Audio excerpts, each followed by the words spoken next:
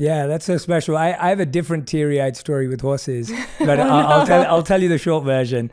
So when I proposed to my wife, who I can't wait to introduce you to, when I proposed to her, which was 8 years ago or something like that, when I proposed to her, I organized a very, what I would consider like a very Hollywood proposal. It was too over the top, and I would do it totally different today with everything I've learned. Happens. But yeah, it happens. And so we were walking by the Thames in London, which is where we're both born and raised. And this acapella group jumps out and they're singing Bruno Mars. And then like they give her a bouquet of flowers. And then I get down on one knee, I propose. We have dinner by the river, and then we walk around the corner. And there's a horse-driven carriage to take us around, to take us around London.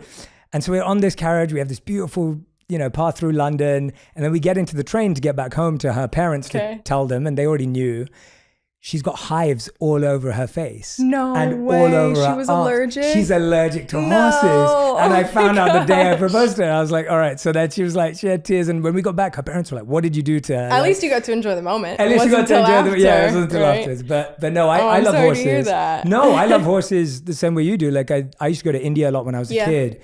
And that's where I first learned to be with horses. And they're so therapeutic. Absolutely, yeah. There's a reason there's equine therapy. It's the best. But exactly. Yeah, they make me when I'm with her. I have a few, but I'm mostly with one of my horses now because her name's Delandra. I didn't name her. She came with her name, but I call her Dylan or Dill.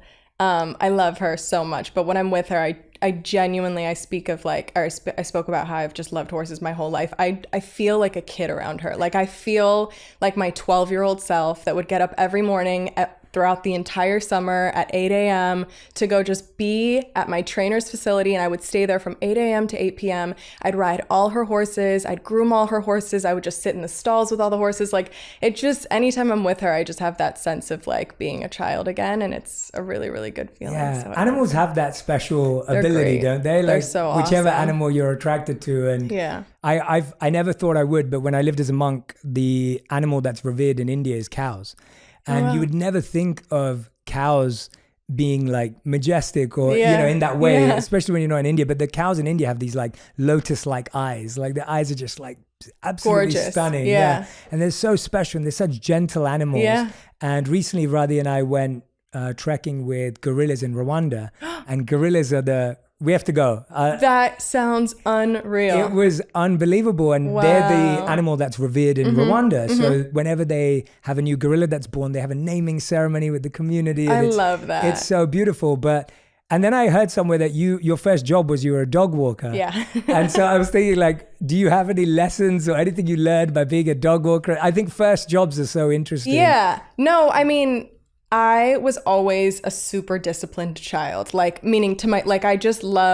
would put myself to bed at 7 p.m., be like, my mom would be like playing with me and my little sister and be like, Mom, it's 7, I gotta go to sleep. Like it's time for my bedtime. She'd be like, are you okay? And so I was always that kid. And so I think I just was always really eager to like work. I don't know why. I just like wanted to always have something to do, something that I felt passionate about that I really enjoyed.